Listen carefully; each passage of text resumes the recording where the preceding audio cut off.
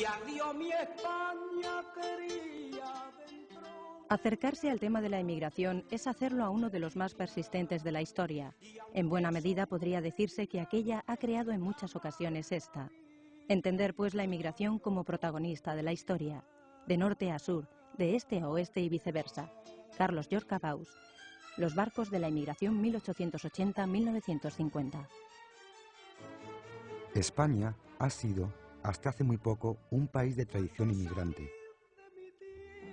La España de hoy no sería imaginable sin esa larga cadena de éxito y sufrimiento que dejaron tras de sí varios millones de compatriotas al emprender nuevas rutas en busca de un porvenir mejor. Durante la segunda mitad del siglo XIX y la primera del XX, América se convirtió en el principal destino de los inmigrantes españoles, que buscaban, en la otra orilla del Atlántico, nuevas oportunidades de trabajo. De ese modo, llegaron colonos a Argentina y Uruguay, braceros de la caña de azúcar a Cuba, trabajadores para los cafetales a Brasil, mano de obra para la construcción de canales y otros carriles en varios países, comerciantes y exiliados intelectuales a México, buscadores de fortuna a Venezuela, refugiados a Chile, y a todas partes, comerciantes, educadores, políticos, artistas, personal sanitario, militares, empleadas en el servicio doméstico, arquitectos, asociaciones.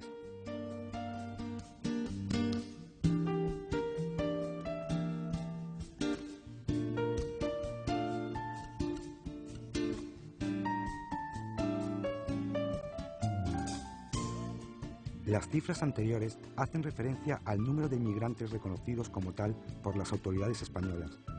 Pero, ¿a quiénes consideraban inmigrantes estas autoridades?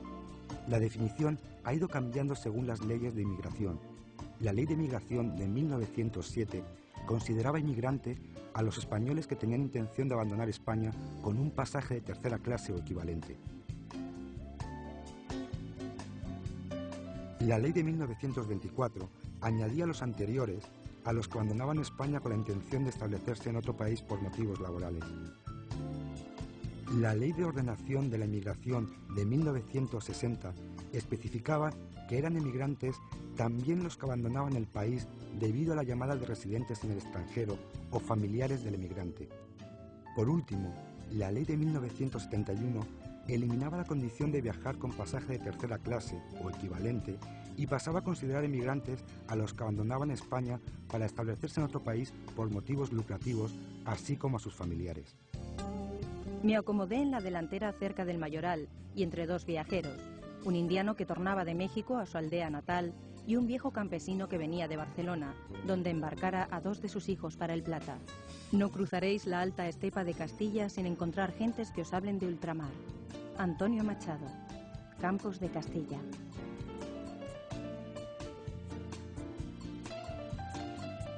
La emigración española a América tuvo lugar fundamentalmente en tres momentos que van desde finales del siglo XIX hasta bien avanzado el siglo XX. Entre 1882 y 1935 se produjo la llamada de inmigración en masa, principalmente por causas económicas o para evadir el servicio militar.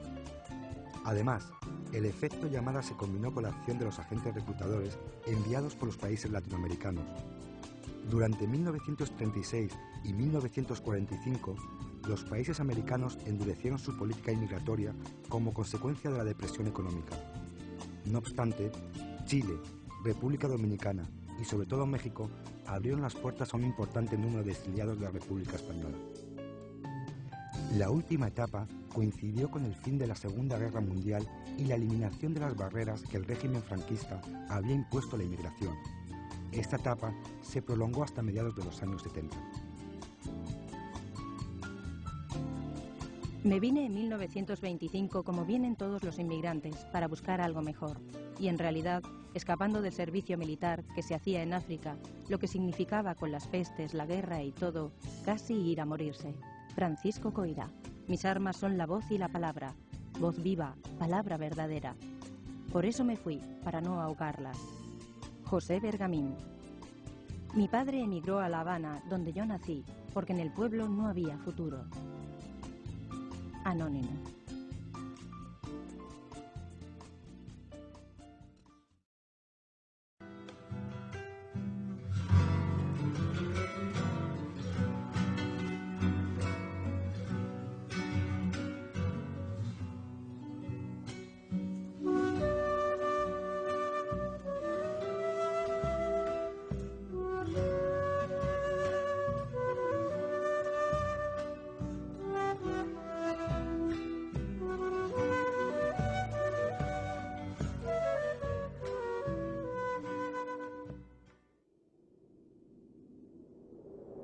Los gallegos sabemos arreglar los papeles y pedir un pasaje de tercera. Sabemos agacharnos en las bodegas de un transatlántico cuando no tenemos dinero. Sabemos pedir trabajo en todas las lenguas. Sabemos, en fin, cuánto debe saber un buen caminante, aunque el viaje sea el primero de nuestra vida. Castelao, siempre en Galicia. Quan surts per fer el viatge cap a Ítaca, has de pregar que el camí... Los emigrantes viajaron hacia América fundamentalmente en barcos de vapor, aunque, por ejemplo, los que abandonaron Canarias de forma clandestina cruzaron el Atlántico en veleros con las velas hechas de remiendos. Has de pregar que el camí sigui... Nos vemos en el Atlante, en un inmenso camino, en un barco sin destino, sin piloto ni sextante. Del motor el alimento pronto se vio terminado, quedando el barco parado solo a merced de los vientos. Manuel Navarro Rolo, décimas del Telémaco.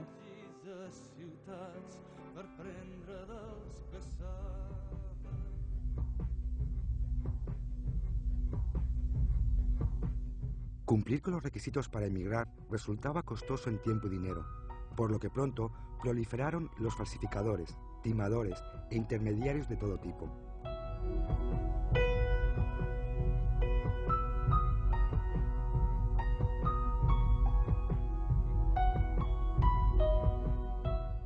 Los abusos se generalizan. Estafas de más de medio millón de pesetas realizadas por una agencia clandestina de embarques en el Cantábrico, embarques clandestinos en Canarias, agencias defraudadoras de inmigrantes en La Coruña, o bien hazañas de legiones de ganchos, falsificadores y agentes clandestinos de inmigración en el puerto de Vigo. José Ferrera Jiménez. Historia de la inmigración clandestina a Venezuela. El billete en tercera o clase migrante, que aún era peor, costaba 300 y 200 jornales. Por ese precio, el pasajero solo tenía derecho a un catre del centenar que se colocaban en los entrepuentes de las bodegas. La travesía era dura, por lo que no faltaron las enfermedades, epidemias, cuarentenas y fallecimientos. No obstante, las condiciones mejoraron con los años.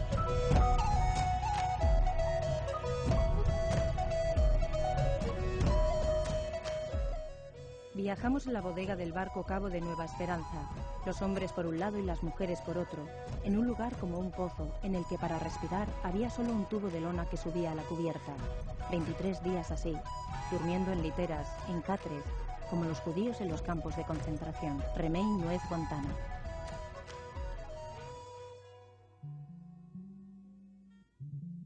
De puertos franceses zarpó un número notable de barcos abarrotados de exiliados republicanos.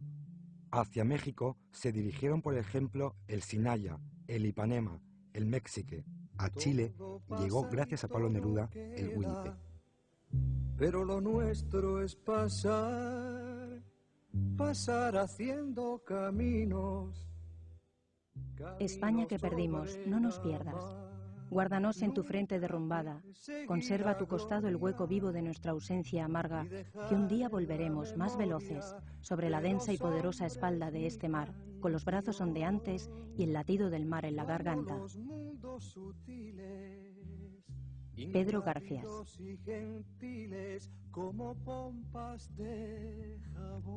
Vamos a extraño suelo, no porque la codicia nos impulse, creyendo encontrar montones de oro, sino a buscar el pan de nuestras familias, de nuestras mujeres y nuestros hijos, a cambio de un trabajo penoso y duro que aquí no encontramos. Súbitamente y quebrarse, nunca perseguí la gloria.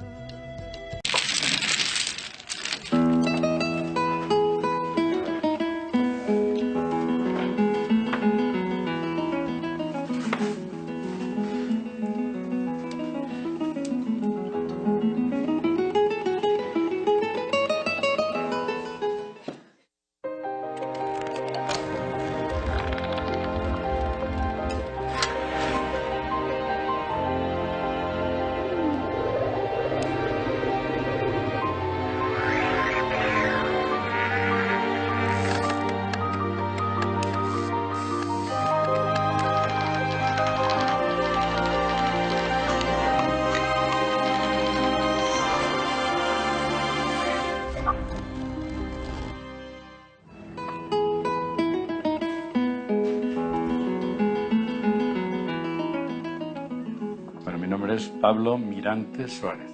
Soy de León, España. Llegué a México el 21 de diciembre del 1952, a Veracruz.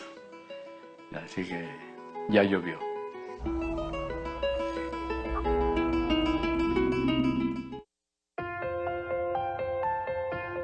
Mi esposa, María del Carmen, todos le decimos Carmina, por cariño, Carmina.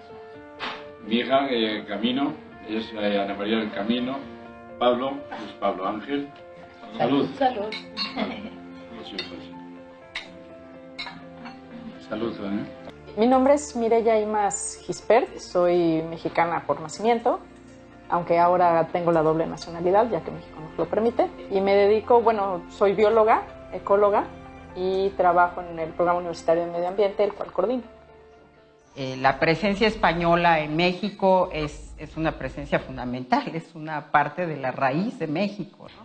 Como migración ya es otra cosa, porque como migración lo que tenemos esta primera oleada, que la segunda mitad del 19 hasta 1921, la presencia española obedece como a factores de expulsión de España, porque es un país que tiene problemas muy graves, tanto políticos como con sus colonias en África, es un país muy pobre. En ese momento tenía 4 hermanos de mi madre en México, me platicaban tantas cosas de México que yo tenía mucha ilusión en venir. Y al que iba siempre decía, yo quiero irme para México, yo quiero irme para México. Y después de estar peleando en ese sentido 2 o 3 años, me dijeron, pues vamos para México. La mayor inmigración inició en las últimas décadas del siglo XIX, por jóvenes en búsqueda de mejores condiciones de vida, a un país en el que compartían idioma y religión. Las principales provincias de donde provenían eran Galicia, Asturias y Canarias, seguidas por Cataluña, Castilla y León. Esta inmigración se vio favorecida por el impulso de la política de fomento y apertura a la inversión extranjera del presidente Porfirio Díaz. Y además hay como la red que conocían a sus paisanos aquí, pero también el paisano que iba a España a por migrantes. Es decir, todo ese proceso de las cadenas migratorias se da hasta el día de hoy, aunque hoy tiene otras características, porque entonces se venía en barco, uno se comunicaba por carta. Por ambos lados, tanto mi madre como mi padre son nacidos en España. Ellos llegan niños a México cuando se pierde la guerra civil española. Ellos son refugiados de esta guerra. Llegan a México pequeños.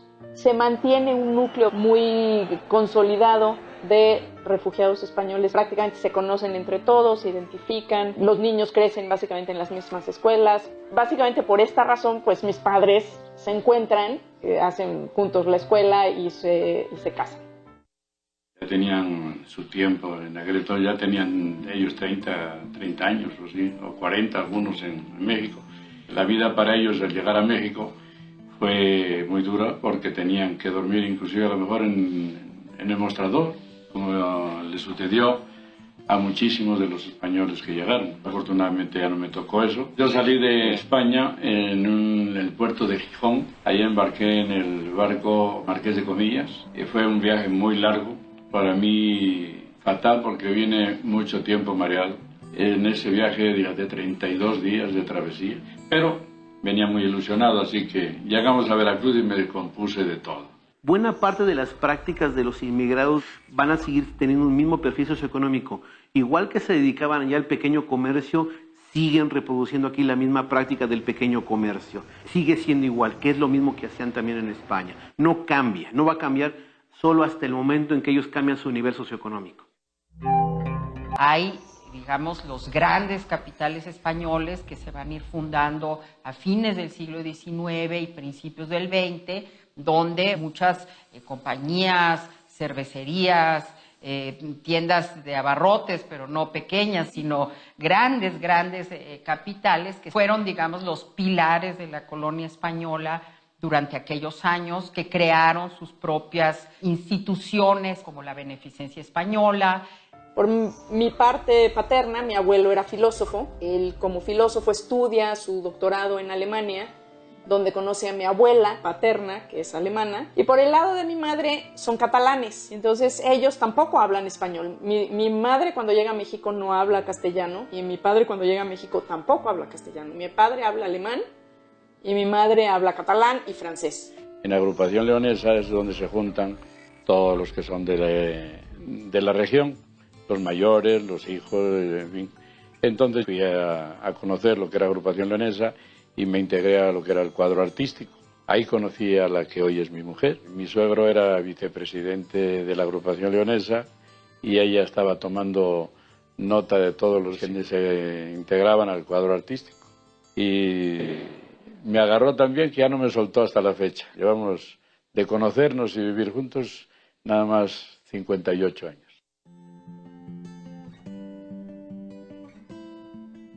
El 13 de junio de 1939, atracó en el puerto de Veracruz el buque Sinaía, con 1.600 refugiados de la Guerra Civil Española, acogidos por el gobierno del general Lázaro Cárdenas. México abrió las puertas a cerca de 25.000 inmigrantes españoles que fueron llegando al país paulatinamente hasta el año de 1942. Mis abuelos pelearon los dos en el bando republicano. Mi abuelo era del gobierno de la República y mi abuelo materno era médico en el frente. Y bueno, perder la guerra, salir como migrantes. Mi abuelo materno estuvo en un campo de concentración, el cual tuvo que ser rescatado por mi abuela con un montón de dinero. Ella vive en una casa acomodada, mi abuelo está en el frente, se pierde la guerra, mi abuelo se pasa a Francia, en Francia los agarraron y los metían a campos de concentración. Y ella se entera que está en un campo de concentración mi abuelo, consigue dinero, se va, lo saca, regresa por los hijos, esto a pie, se cruzan los Pirineos a pie, y se lleva a mi madre y a mis dos tíos caminando a cruzar los Pirineos y les dice, pueden escoger un juguete. Entonces cada quien escoge su juguete y deja todo, deja toda su familia. Porque además la madre le dice, bueno, si tú te vas, ya no cuentas con nosotros. Y ella dijo, con permiso, adiós. Y se fue a la nada. Hay un momento donde se trae a los niños de Morelia. ¿Qué es lo que pasa? La guerra civil española es una guerra terrible, es una guerra donde se están probando las armas de la Segunda Guerra Mundial, como lo prueba el Guernica y otras cosas, los bombardeos, entonces una guerra terrible. Y entonces muchos padres deciden enviar a sus hijos a lugares más seguros. Entonces hay dos lugares seguros en ese momento. Algunos niños los mandan a la Unión Soviética y los niños de Morelia. Entonces, ¿por qué los niños de Morelia? Pues porque los mandan a una escuela, porque el general Cárdenas es michoacano, y entonces los manda a Morelia. Entonces, ahí hay que entender, cuando dije que es dramático porque, primero, muchos de esos niños, bueno, desde luego no regresan a España, porque eran hijos de rojos, de modo tal que los hubieran fusilado porque triunfa Franco. El exilio español no se porta muy bien con los niños de Morelia, tampoco, porque los propios refugiados españoles que llegan después, que se ya es hasta el tercer momento, también hay problemas, no se hacen cargo suficiente o casi no se hacen cargo. Los niños de Morelia tienen un enorme resentimiento con el resto del exilio. Yo primero estuve estudiando y al año de estar estudiando ya empecé a trabajar con ellos al mostrador, que es la tienda de ultramarinos. En 1960 nos casamos, Carmina y yo, y empecé yo a trabajar con mi suegro en los tamales. Durante 2 o 3 años estuve con él. Un día me dijo, dice, ¿cuánto crees que puede valer Tamales Imperio? Y simbólicamente me dijo, aquí están las llaves, págalo como puedas. En mi casa tú no podías dejar nada de lo que te servían en el plato. Todo lo que se te pusiera en el plato te lo tenías que comer. Y en México la clase media era de mal gusto porque parecías muerto de hambre. Y me decían, en casa me decían, sí, es que nosotros sí fuimos muertos de hambre. Y nosotros sí sabemos lo que es no comer y tú te comes todo lo que tienes en el plato. Esta cultura de rehusar las cosas, o sea, los calcetines se sucian. No que no tuvieran mis padres para comprarte calcetines nuevos, pero no les cabía en la cabeza que algo que se podía arreglar no se arreglara. Mi especialidad son las ensaladas. Esas son las especialidades. De las cosas que hacía mi madre, que te puedo decir algo muy simple, un arroz con conejo, por ejemplo, me encantaba. Pero sin embargo, desde España me gustaba el picante. Yo siempre comía picante. Los pimientos que salían un poco picantes, todos eran para mí porque los demás no los comían. La tía, que era hermana de mi madre, con la que empecé viviendo, era el primer día que me dijo: hoy vas a comer peneques. Yo no sabía lo que era un peneque. Pues me encantó, me encantó. Y los tacos, soy vicioso de los tacos. Cuando era niña yo me acuerdo que hacían, por ejemplo, fabada, que no es algo muy típico de aquí, o un potaje, o un cocido que a mi abuela le quedaba muy bien. Pero también te hacían enchiladas, te hacían algo con mole, que a mí me encanta en lo personal. En fin, como que siempre se ha tratado de mezclar las cosas, ¿no? Además, en mi casa parece mentira, el que es nacido en España es mi papá y es el que más chile come.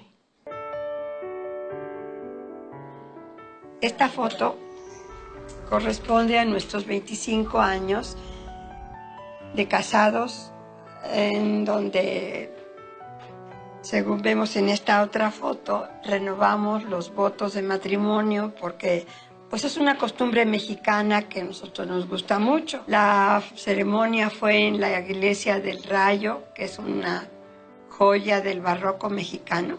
Fue una boda tradicional mexicana porque en España no se usa, por ejemplo, madrina de lazo. Ahí no se pone lazo, ni madrina del libro y rosario, ni nada de eso.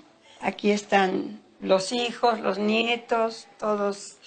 El segundo momento, que es muy importante, es cuando intelectuales van con el general Cárdenas y con otra pléyade de hombres extraordinarios, una generación de mexicanos extraordinaria realmente. Bueno, pues ahí está don Daniel Cosío Villegas, ahí está don Alfonso Reyes, que convencen al general Cárdenas de darles refugio a los intelectuales, como Gauss, el filósofo, etc.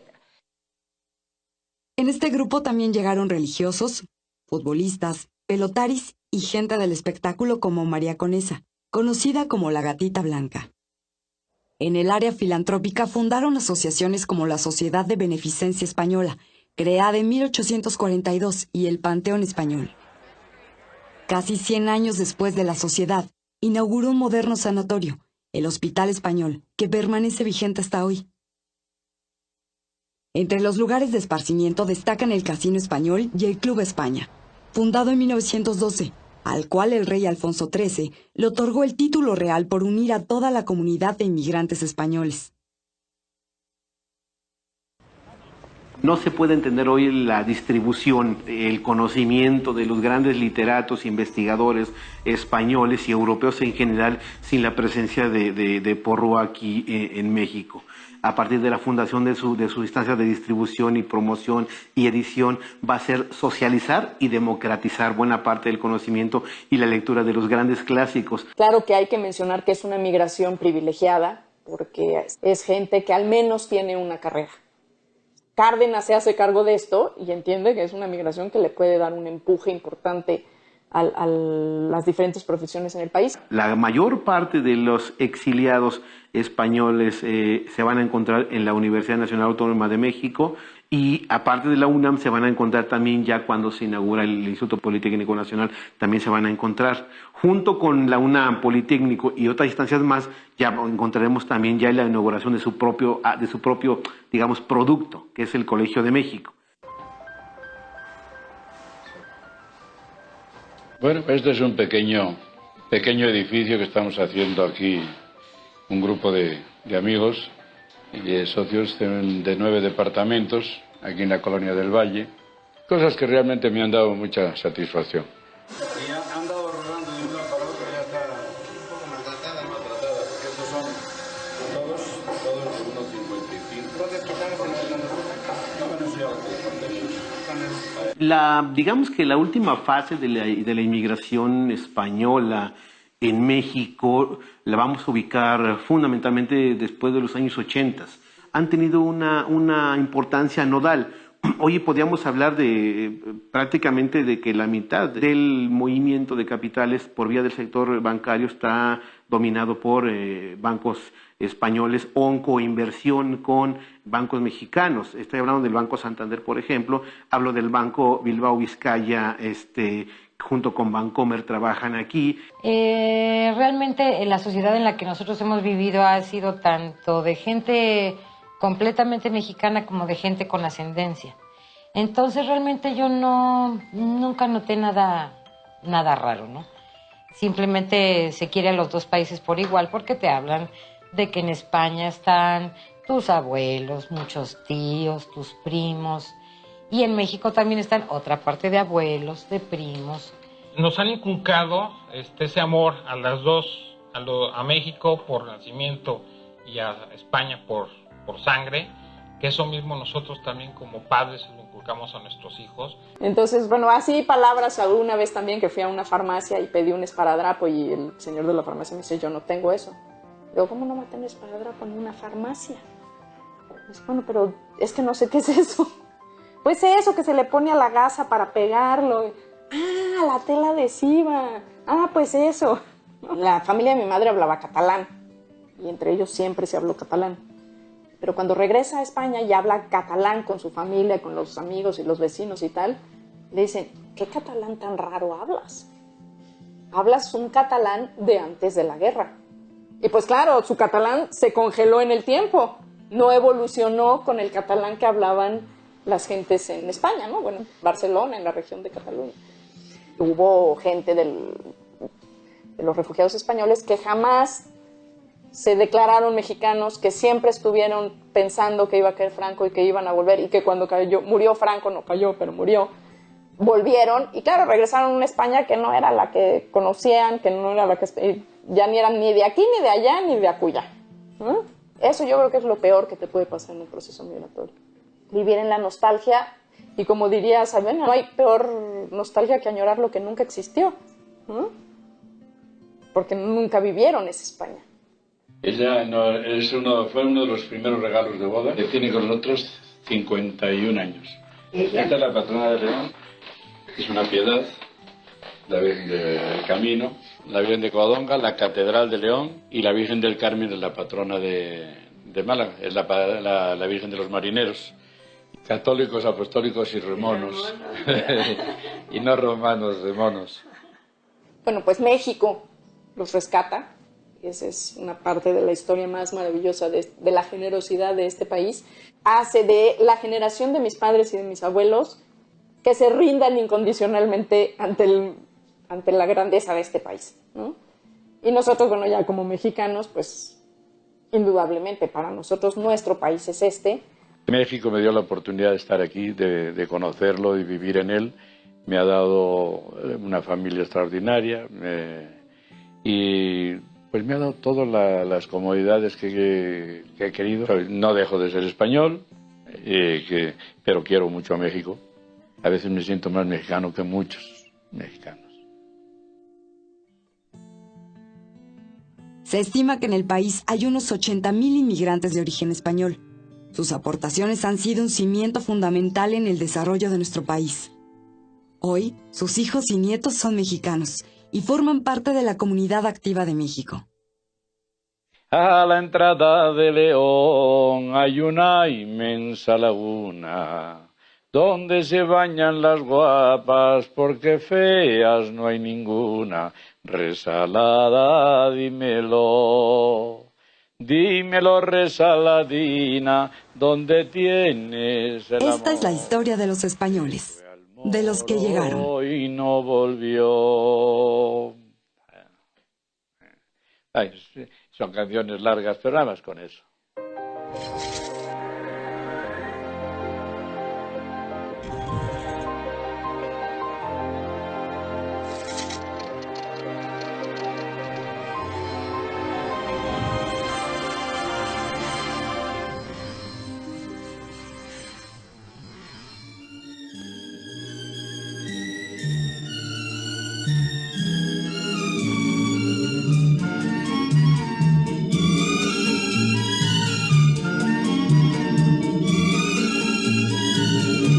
Tengo que hacer un rosario con tu diente de marfil para que pueda besarlo cuando esté lejos de ti.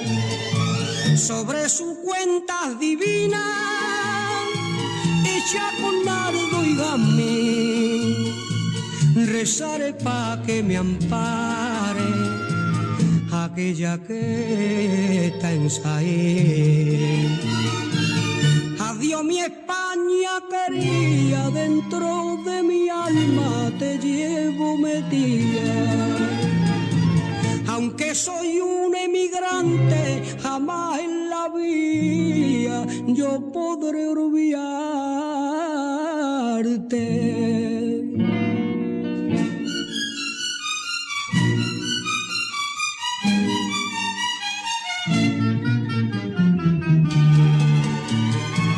Cuando salí de mi tierra, volví la cara llorando, porque lo que más quería, atrás me lo iba dejando. Llevaba por compañera a mi Virgen de San Gil, un recuerdo y una pena y un rosario de marfil. Adiós mi España querida, dentro de mi alma te llevo metida. Aunque soy un emigrante, jamás en la vida yo podré olvidarte.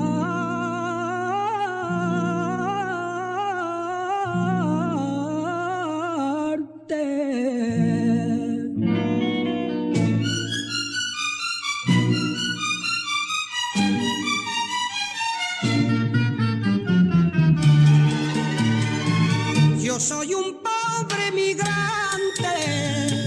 y traigo a esta tierra extraña en mi pecho un estandarte con la alegría de España, con mi patria y con mi novia y mi Virgen de San Gil y mi rosario de cuenta. Yo me quisiera morir